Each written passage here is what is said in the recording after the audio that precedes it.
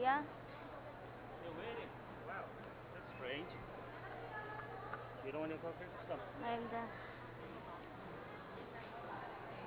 So they're calling our name, guys. So I don't know. Supposed to be our flight is 11:40, but they're calling our name early. Okay, so let me throw it this garbage.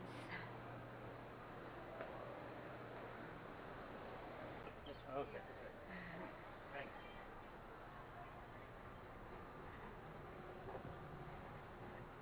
So ayan, relax pa kami doon. And then tinatawag na pala yung pangalan namin. But it's supposed to be different flight. No, gate. A different gate. I know. I don't know. No, I don't know. They just mix it up. Or Yeah. maybe they have only little bit passenger.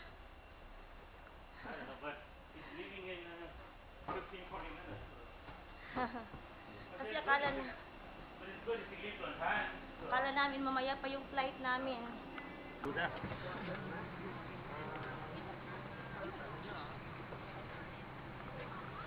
So we are here, guys. Look like we're the last passenger. Yeah. And we're sitting over there just waiting, right? But this is different flight, I think. They just I don't mix know. it up here. He said the same. But why have I'm they thinking they made a mistake even with the seat. Yeah. But anyway. Smells cigarette. I hope it's the same one because our luggage is going to go somewhere else. Tita nyo.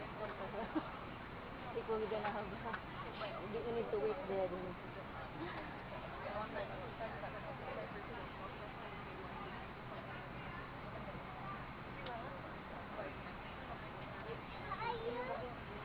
So what time is it?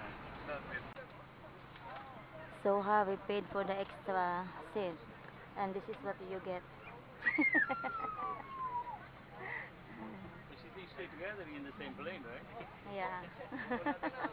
Yeah, you are next to me. That's an important, right? We- I know. But you know, guys, we still confused of our flights because we are waiting for the different gate, and then they calling us to the other gate. And supposed to be our flight. Passenger Kirsty of Tina. Kirsty of Tina.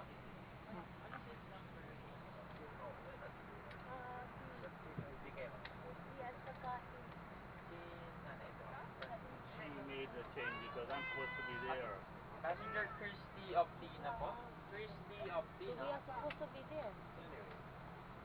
Where? Here? Yeah. That was PNF So why she didn't change it? because they also had 360. But it's not our fault. We paid for No, that. if you want, I can tell them, but it's okay. You know.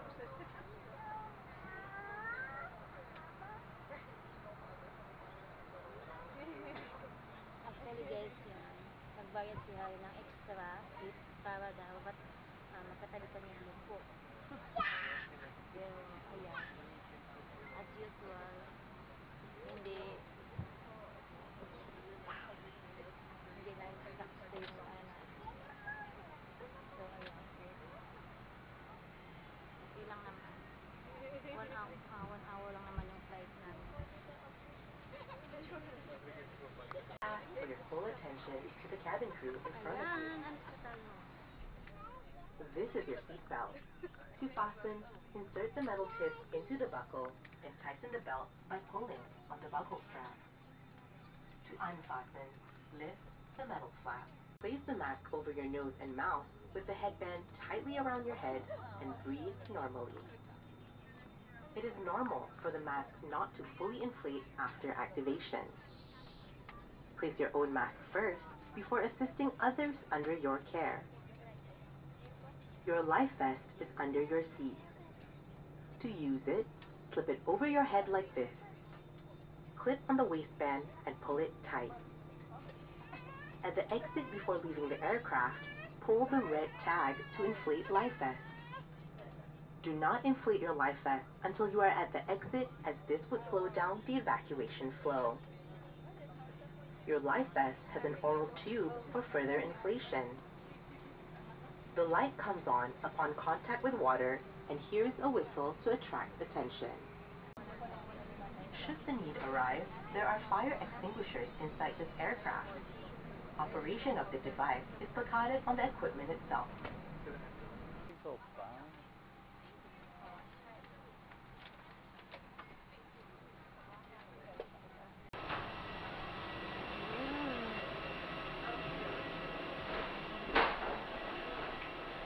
So finally we are here at Tagbilaran, Bohol. It's Tagbilaran, right? If I'm right.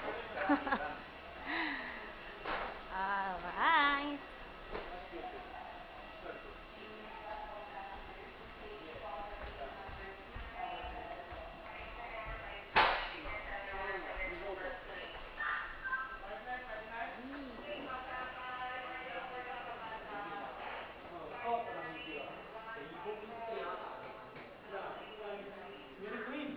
Yeah, it's nice. Look at that. Not bad, it's clean. No? Yep. It's like, what? This is Like Bohol. nobody ever came here. Yeah. Look how clean this airport.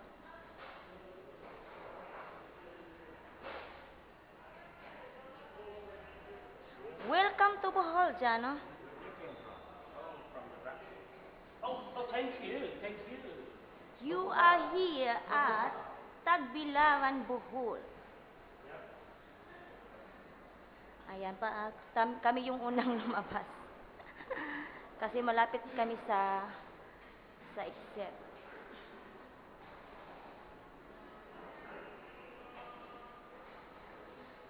Buti na lang magandang panahon. Hindi maulan. Last time nung pumunta kami dito, maulan yan. Kasi nga may bagyo.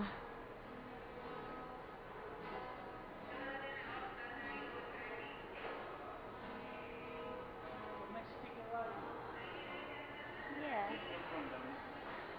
I smell grilled fish already. Yeah.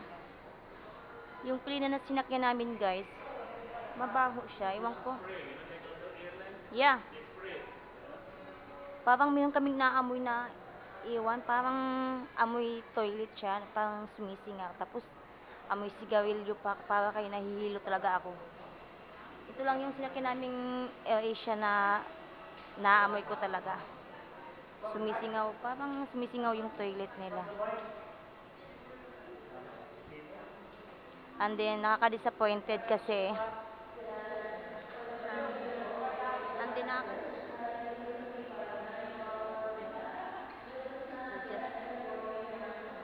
kailangan pa ba ng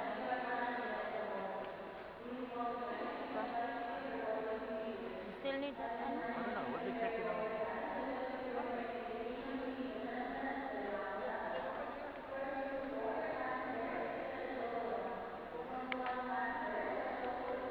Oh, they're gonna check the bag?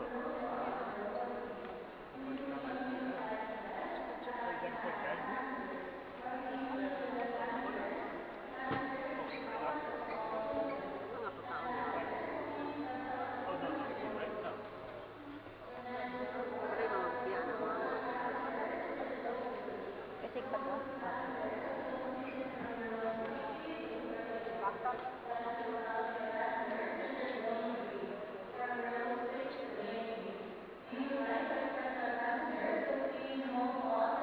So, waiting na lang kami ng aming bagahe, guys. Pick up na lang and then we are ready to go. So, nakaka-disappointed lang, guys, kasi nagbayad si Harry ng extra luggage. Yeah, we can use this one. Yeah. No, they checked in for food. Ah, okay. Okay, he asked me, I told him, oh, it's locked. I opened. If you have any food, I said, oh yeah. In Panglao, they don't want us. They want us to starve. They don't want They us to don't want to carry any bring- food. yeah. So, ayan, nagbayad siya ng extra payment for our seat and then The couldn't- seats, yeah, I paid what, About $6 or something each, Like, how much is that? Like so that we 400 can be pesos. together and have a window seat. Yeah, 400 pesos each. And then, Right. About $6. yeah. So whatever the $6 is. So, hindi pa rin kami nagkatabi kasi nga, hiwalay yung upuan namin. Because I think the reason is because, I don't know if that's our plane then. Right? No, it was, but I don't know what's going on because Ah. I think the other plane had the same flight numbers. Not same, but I should say some numbers maybe. I And that's why I wasn't paying attention. It's only when they called our name. I was like, hello. This is the second time also. The first that we were in Singapore. Hong Kong. No, Singapore. Like we Hong just Kong. no Singapore. The first time was when you were leaving the country and they stopped you. No, there's another Oh, was one. it? It was Was another in one? Singapore that we are Was it? chilling, coming back from yeah. Singapore to Philippines. We Oh, just relaxing because we have time. Oh yeah, yeah. We have time. Yes, we thought we have a lot of time. And then they're calling our name like what? Because it is possible that the plane will leave early than your flight. No, this was not early. It No, left on before. time, but they. No, I'm talking about in Singapore that time. Like, Yeah, that was. we have like 30 to 45 minutes. And then they're already calling our name. So we are rushing and running. Yeah. Anyway, we are waiting for our baggage, guys.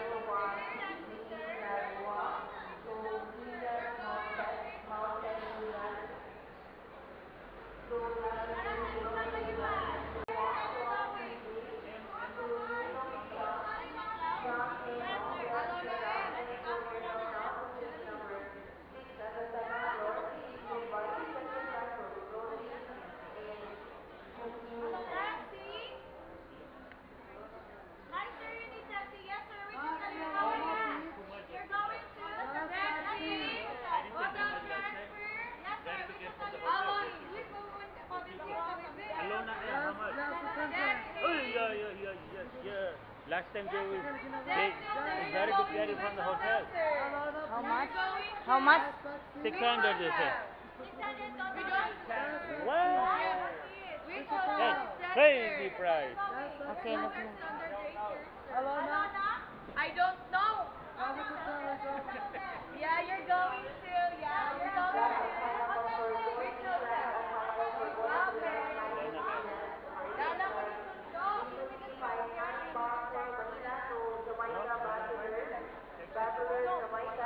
Lala ko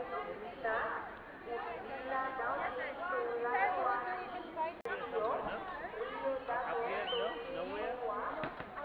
The bus is going to Tacloban. No, we're not going there. The last time I paid, We it had was much taxi cheaper. last time. I We think only it paid was like 300 I think. Some days 6, but it was a different hotel, but not much. Besides, and it's only 15 minutes drive, not even 15. Yeah. Yeah. Only 15 minutes. Because I've been here before, this is our second time, so we have an idea how much it should be.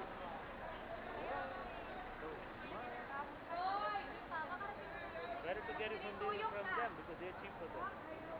Really? We left the guard. We have That's over here.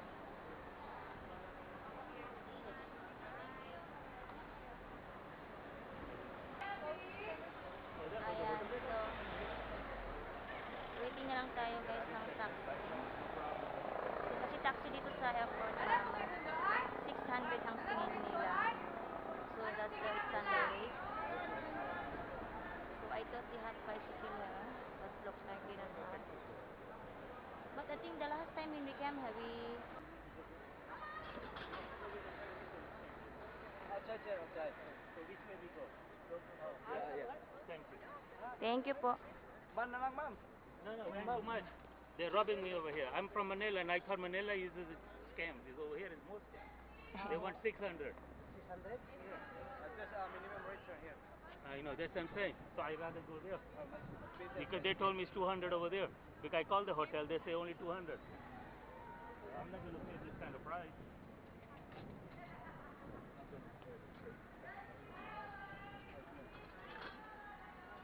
Come on, darling.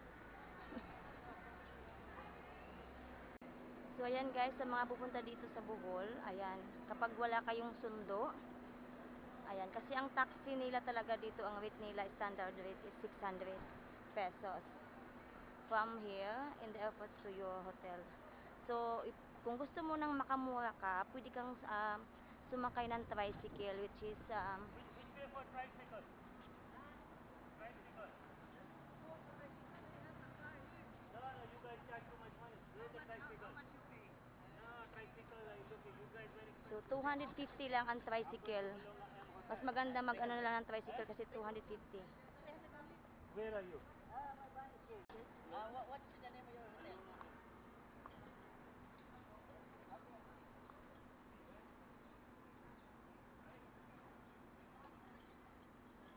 So ayan, kukuha sana kami ng tricycle. Suddenly ito si Kuya, tinawag kami. Sabi niya, dito na kayo sumakay sa akin. So sabi ni Harry, ang mahal nyo eh. Sabi niya, hindi lang, mura lang ako. Because the other taxi, they charge 600 pesos. So this Kuya, he charged us only 300 pesos. Thank you, okay. Right over there. Yeah. So it's good thing we saw this. Kuya called us. So I said 300 pesos, not bad. For the hotel, they said they don't have a van, but she told me they're gonna come out. She said, no, don't get from here. So guys, para makamura kayo, so may mga ibang ano naman din dito, may mga van or may mga sariling sasakyan. You want the address or you know the address? No need. Okay. He said 3D Krong Boulevard, something like that. Yeah, so 300 pesos lang. 600 masyadong mataas siya guys, kaya yan. Pero meron din namang tricycle sa labas pa. Probably over there the tricycle. Yeah. I hear somebody calling tricycle. That's why I asked him. He is probably outside this right exit. Yeah, 600 is too much. Oh, they're crazy. The same like Manila they do. You know that? They're the same over there. No, Manila is more higher. No, I'm saying they do the same over there. Manila like 2,000, we ask 2,000. The woman is, they do the same scam thing over there. You know, you get up over there and they will say, yeah, this is the only taxi, that's it. Okay. Yeah, well, when you are in the airport outside, they can tell you that it's not there's no another taxi here like meter, or there's no other transportation. It's the only car. Yeah. Like They are the only ones and this is the minimum rate, the fixed rate. Yeah. You walk 5 minutes and you can pay half. Just come out from the airport and No, we were still in the airport area. yeah, I We're mean still in the airport. Just walk a little bit yeah, out. just outside, like Yeah, parking you don't area. need to exit. Yeah. We didn't even exit the place. Now we're going to exit. Yay! So ayan guys, andito na tayo guys, dito sa Alona M. Panglao. Ito yung hotel na pag-stayan namin for 3 days. So ito yung entrance You have the nila. money for the gentleman. We are here. Ah, that's the pool. Yeah, this is the pool. Very These are nice. like this cottages. What do you call this? Bungalow, cottage? What style? Villas. Eh? Villas. Villa. I know they Look. have like a name for these things. Look at Yeah. this one. She. Oh, wow. Oh, hello, welcome to my blog. Yeah, she does. Yeah. Okay, do you need ID anything or no? Only I see your, ID. yeah, ID. so I see you. Sure. Ang ganda ng design. How much you pay the van, sir? You know, I call here somebody speak, they say, oh, come outside, tricycle, maybe 200, 250. 250, yeah. So I start walking out, coming. When I'm coming outside, I ask somebody over there, I say, where's tricycle? Then this kuya, he said, where you go? I said, no, I don't want you. You guys are very expensive. He said, no, where you go? I told him. They said, only 300. I said, okay. So 300. Not 600, the scam. Yeah. You know? But then I'm from Manila. I know the prices. We've been here before. I stayed in the Blue Water. Okay. Yeah. The water is, I think, 2 minutes or 3 Yeah. minutes from here. Yeah. So I know this neighborhood, and I know from the airport is only 10 minutes, so I know it cannot be that much. So that's why I said, no, it cannot be that much. Okay, this is my idea.